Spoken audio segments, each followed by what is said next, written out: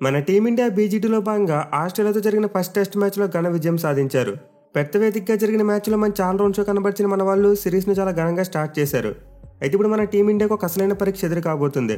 అదే అడిలైడ్ వేదికగా జరగబోయే రెండో టెస్ట్ మ్యాచ్. ఈ మ్యాచ్ అయితే నార్మల్ టెస్ట్ మ్యాచ్ కాదు, పింక్ బాల్ టెస్ట్ మ్యాచ్. అంటే డే అండ్ నైట్ జరగబోయే టెస్ట్ మ్యాచ్ ఇది. అండ్ చివరిగా మన వాళ్ళు ఆస్ట్రేలియాలో day and night test match అన్నప్పుడు ఎంత దారుణంగా ఫెయిల్ అయ్యారో చూసాం. 2020లో అడిలైడ్ వేదికగా జరిగిన మ్యాచ్లో మన వాళ్ళు 36 పరుగులకు ఆల్అౌట్ అయిపోయారు. దీనివల్ల మన టీమిండియాకు ఈ పింక్ బాల్ టెస్ట్ మ్యాచ్ ఒక అతిపెద్ద పరీక్ష. బట్ ఎనివే ఈ టెస్ట్ మ్యాచ్కి ఇంకా చాలా టైం ఉంది. ఇన్ఫాక్ట్ డిసెంబర్ 6వ తేదీ నుండి స్టార్ట్ కాబోతుంది. మరి ఇప్పుడు తెలియక ఈ పింక్ బాల్ టెస్ట్ మ్యాచ్ గురించి డిస్కషన్ ఎందుకంటే మన వాళ్ళు ఒక వార్మప్ మ్యాచ్ ఆడబోతున్నారు. సో యాక్చువల్గా ఏ టీం అయినా సరే ఇలా సిరీస్ మధ్యలో వార్మప్ మ్యాచెస్ ఆడటం మనం చాలా రేర్గా చూస్తుంటాం. మోస్ట్లీ సిరీస్ స్టార్ట్ కాకముందే వార్మప్ మ్యాచెస్ ఆడతారు. కానీ సిరీస్లో కొంతవరకు ట్రెండ్ చేంజ్ అయ్యింది. ఈ పింక్ బాల్ టెస్ట్ మ్యాచ్ కంటూ మన టీమిండియాకు ఒక మంచి ప్రాక్టీస్ మ్యాచ్ ఉండాలని చెప్పి ఒక 2 days వార్మప్ మ్యాచ్ అయితే ప్లాన్ చేశారు. సో ఈ వార్మప్ మ్యాచ్ అయితే నవంబర్ 30 మరియు డిసెంబర్ 1వ తేదీన జరగబోతుంది. అంటే సాటర్డే రోజు సండే రోజు మ్యాచ్ ఆడబోతున్నారు. ఇక ఈ మ్యాచ్ని అయితే కాన్బెరాలోని మనుకా ఓవల్ స్టేడియం వేదిక ఆడబోతున్నారు.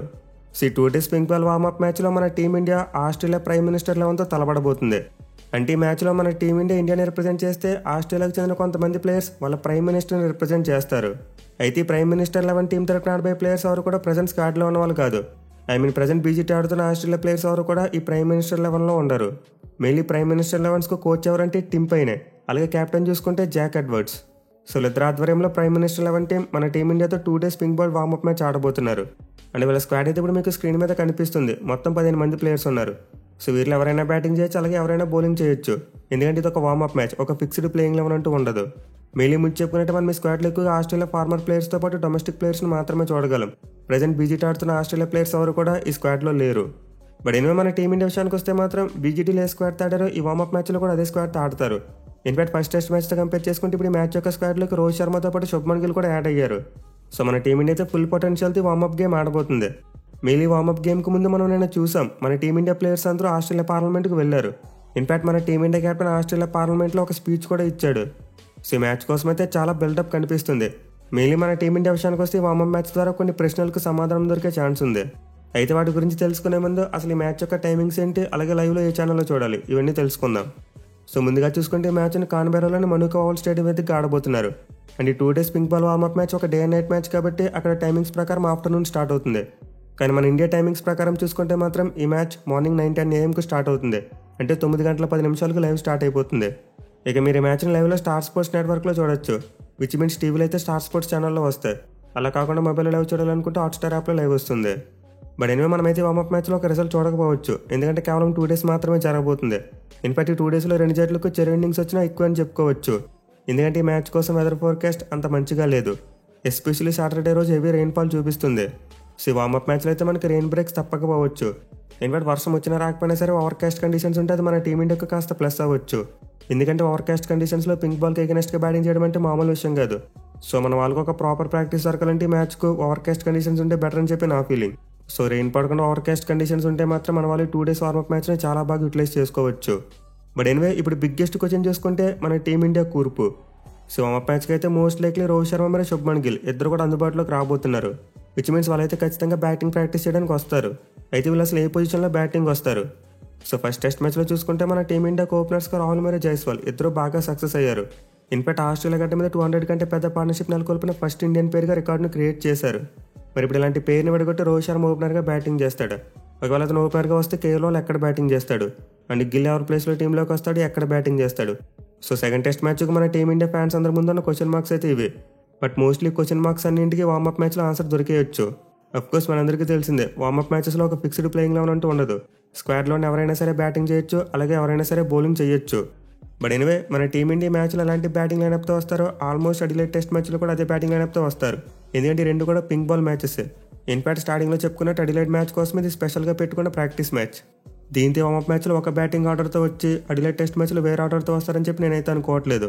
మోస్ట్ లైక్లీ మన టీమిండియా వార్మప్ మ్యాచ్లో ఎలాంటి బ్యాటింగ్ ఆర్డర్తో వస్తారో సేమ్ అదే బ్యాటింగ్ ఆర్డర్తో అడిలైడ్ టెస్ట్ మ్యాచ్లో కూడా వస్తారు.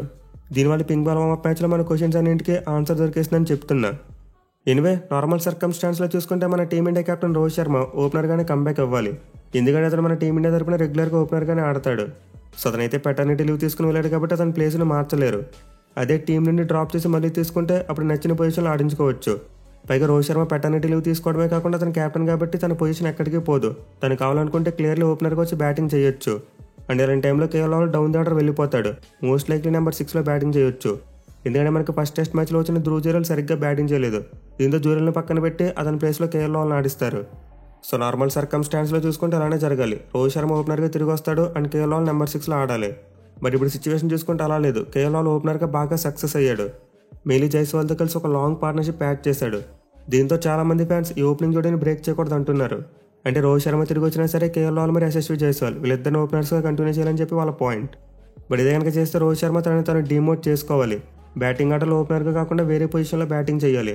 సో ఇలాంటి సిచ్యువేషన్లో చూసుకుంటే రోహిత్ శర్మ నెంబర్ 3లో బ్యాటింగ్ చేయొచ్చు. ఎందుకంటే ఫస్ట్ టెస్ట్ మ్యాచ్ ఆడిన దేవదత్ పడిక్కల్ సరిగ్గా ఆడలేదు. దీంతో కేఎల్ రాహుల్ ఓపెనర్గానే కంటిన్యూ చేస్తే రోహిత్ శర్మ పడిక్కల్ ప్లేస్లో నెంబర్ 3లో ఆడితే సరిపోతుంది. కానీ ఇక్కడ ప్రాబ్లం ఏంటంటే రెండో టెస్ట్ మ్యాచ్కి శుభ్మన్ గిల్ కూడా రెడీ కాబోతున్నాడు. విచ్ మీన్స్ దేవదత్ పడిక్కల్ ప్లేస్లో అతను ప్లేయింగ్ లెవెన్లోకి వచ్చి నెంబర్ 3లో ఆడతాడు. దీంతో కేఎల్ రాహుల్ ఓపెనర్గా కంటిన్యూ అవ్వాలంటే రోహిత్ శర్మ ముందు ఉన్నది ఒకటే ఆప్షన్, నెంబర్ 6లో బ్యాటింగ్ చేయాలి. సో ఇది జరగాలంటే చాలా కష్టమైన విషయం. రోహిత్ శర్మ టెస్ట్ ఫార్మాట్లో సక్సెస్ రుచి చూసింది ఎక్కువగా ఓపెనింగ్ పొజిషన్లోనే. మరి ఇప్పుడు మళ్ళీ అతను నెంబర్ 6లోకి వెళ్తాడంటే మేబీ వెళ్ళకపోవచ్చు. పైగా అతను కెప్టెన్ కాబట్టి తన ఓన్ డిసిషన్ తానే తీసుకుని ఓపెనర్గా ఆడుకోవచ్చు. సో న్యాయంగా ఆలోచిస్తే రోహిత్ శర్మ ఓపెనర్గా ఆడటమే కరెక్ట్. ఎందుకంటే అతను లీవ్ తీసుకుని వెళ్ళాడు. దీంతో లీవ్ తీసుకుని రాగానే అతని పొజిషన్ అతనికి ఇచ్చేయాలి. అండ్ కేఎల్ రాహుల్ పెద్ద టెస్ట్ మ్యాచ్కి ముందు చాలా రోజుల నుండి మిడిల్ ఆర్డర్లోనే ఆడుతున్నాడు. సో ఆబ్వియస్లీ అతను నెంబర్ 6లోకి తిరిగి వచ్చేయాలి. కానీ ఫస్ట్ టెస్ట్ మ్యాచ్లో రాహుల్ ఓపెనర్గా క్లిక్ అవడం కారణంగానే ఇప్పుడు డిబేట్ స్టార్ట్ అయింది. సో ఇప్పుడు మరి రోహిత్ శర్మ టీం కోసం సెల్ఫ్లెస్గా ఏమైనా సాక్రిఫైస్ చేస్తాడేమో చూడాలి. అంటే తన ఓపెనింగ్ పొజిషన్ని సాక్రిఫైస్ చేసి కేఎల్ రాహుల్కి ఇచ్చి తన నెంబర్ 6లో ఆడతాడో లేదో చూడాలి. ఒకవేళ చేస్తే మాత్రం రోహిత్ శర్మ చరిత్రలోనే ది మోస్ట్ సెల్ఫ్లెస్ కెప్టెన్గా మారిపోతాడు. టీమ్ సక్సెస్ కోసం తన బ్యాటింగ్ పొజిషన్ సాక్రిఫైస్ చేసిన ఒక అరుదైన కెప్టెన్గా నిలిచిపోతాడు. మెయిన్లా సాక్రిఫైస్ అనేది చాలా పెద్దగా ఉంటుంది. ఎందుకంటే ఓపెనర్గా మనిషి నెంబర్ 3లో ఆడితే అది వేరు. ఎందుకంటే రెండు పొజిషన్లో టాప్ ఆర్డర్లోనే ఉంటాయి. బట్ ఓపెనర్గా ఆడాల్సిన ప్లేయర్ నెంబర్ 6లో ఆడాడంటే అది ఖచ్చితంగా చాలా పెద్ద సాక్రిఫైస్. కంప్లీట్ అతని బ్యాటింగ్ అప్రోచ్ని మార్చుకోవాలి. సో కొంతమంది ఫ్యాన్స్ అయితే రోహిత్ శర్మ సెల్ఫ్లెస్గా సాక్రిఫైస్ చేయాలని కోరుకుంటున్నారు. కానీ న్యాయంగా ఆలోచిస్తే మాత్రం రోహిత్ శర్మను ఓపెనర్గా కంటిన్యూ అవ్వాలి. కేఎల్ రాహుల్ నెంబర్ 6లో ఆడినా కూడా సక్సెస్ అయ్యాడు. ప్రీవియస్గా సౌత్ ఆఫ్రికాలో సెంచరీ కొట్టాడు. సో వామప్ మ్యాచ్లో కనుక రోహిత్ శర్మ మరియు జైస్వాల్ కలిసి ఓపెనింగ్ వస్తే ఇంకా అదే ఫిక్స్. మనం అడిలే టెస్ట్ మ్యాచ్లో మోస్ట్ లైక్లీ ఇదే ఓపెనింగ్ కాంబినేషన్ చూడొచ్చు. అలా కాకుండా కేఎల్ రాహుల్ మరియు జైస్వాల్ ఓపెనింగ్ చేస్తే అప్పుడు డెఫినెట్గా ఒక ఛాన్స్ ఉండే అవకాశం ఉంటుంది. మేబీ రోహిత్ శర్మ అడిలే టెస్ట్ మ్యాచ్లో మిడిల్ ఆర్డర్లో బ్యాటింగ్ చేసే అవకాశాలు ఉంటాయి. కానీ నన్ను అడిగితే మన ఇటుపైన ఓపెనర్గా ఆడితేనే బెటర్ అనుకుంటున్నా. ఎందుకంటే డే నైట్ టెస్ట్ మ్యాచ్లో ఈవినింగ్ టైంలోనే బ్యాటింగ్ ఎక్కువ కష్టంగా ఉంటుంది. కొత్త బాల్తో బౌలింగ్ చేసినప్పుడు ఎంత డిఫికల్ట్గా ఉంటుందో ఈవినింగ్ టైంలో కూడా అలాగే డిఫికల్ట్గా ఉంటుంది. సో ఇలాంటి డిఫికల్ట్ డే అండ్ నైట్ కండిషన్స్లో most likely middle order batsmen batting వస్తారు. ఒకవేళ మన వాళ్ళు ఫస్ట్ బ్యాటింగ్ చేస్తే డే నైట్ ఉన్న టైంలో ఓపెనర్స్ వచ్చేస్తారు. అండ్ అఫ్కోర్స్ ఆ కండిషన్స్లో కూడా బ్యాటింగ్ చేయడం కష్టమే. ఎందుకంటే పిచ్ కొత్తగా ఉన్నప్పుడు అలాగే బాల్ కొత్తగా ఉన్నప్పుడు బౌలర్స్ బేవచ్చంగా బౌలింగ్ చేస్తారు. సో ఇక్కడ నా పాయింట్ ఏంటంటే కేఎల్ రాహుల్ మిడిల్ ఆర్డర్లో బ్యాటింగ్ వచ్చినప్పుడు కండిషన్స్ అతను ఓపెనర్గా ఉన్నప్పుడు ఎలా ఉన్నాయి ఆల్మోస్ట్ అలానే ఉంటాయి. దీని అతను తన గేమ్ అప్రోచ్ని పెద్దగా మార్చుకునే అవసరం లేదు. సేమ్ టెక్నిక్తో ఫాలో అయిపోవచ్చు. అదే రోహిత్ శర్మ మిడిల్ ఆర్డర్లో వస్తే మాత్రం అది అతనికి చాలా ఇబ్బందిగా మారిపోవచ్చు. ఎందుకంటే అతను మిడిల్ ఆర్డర్లో బ్యాటింగ్ చేసి చాలా కాలం అయిపోయింది. అలాగే ప్రజెంట్ అంత మంచి ఫామ్లో కూడా లేడు. సో పింక్ బాల్ వార్మప్ మ్యాచ్లో మోస్ట్ లైక్లీ నేనైతే రోహిత్ శర్మ ఓపెనర్గానే వస్తాడు అనుకుంటున్నా. అలాగే శుభ్మన్ గిల్ కనుక ఫిట్గా ఉంటే నెంబర్ 3లో వచ్చేస్తాడు. కానీ ఒకవేళ అతను ఫిట్గా లేకపోతే మాత్రం అప్పుడు కేఎల్ రాహుల్ నెంబర్ 3లో ఆడిస్తారు. ఎందుకంటే నెంబర్ 3 స్పాట్లో దేవదత్ పడిక్కల్ అలానే సరిగ్గా ఆడలేదు. సో నెంబర్ 6లో ధ్రువ్ జురేల్ని కంటిన్యూ చేస్తూ నెంబర్ 3లో కేఎల్ రాహుల్ని ఆడిస్తారు. అలా కాకుండా రోహిత్తో పాటు గిల్ కూడా రిటర్న్ వచ్చేస్తే మాత్రం అప్పుడు కేఎల్ రాహుల్ ఖచ్చితంగా నెంబర్ 6లోకి వెళ్ళాలి. మరి మీరు రోహిత్ శర్మ ఎక్కడ బ్యాటింగ్ చేస్తే బాగుంటుంది అనుకుంటున్నారు కింద కామెంట్ చేయండి. Thank you for watching. Have a nice day.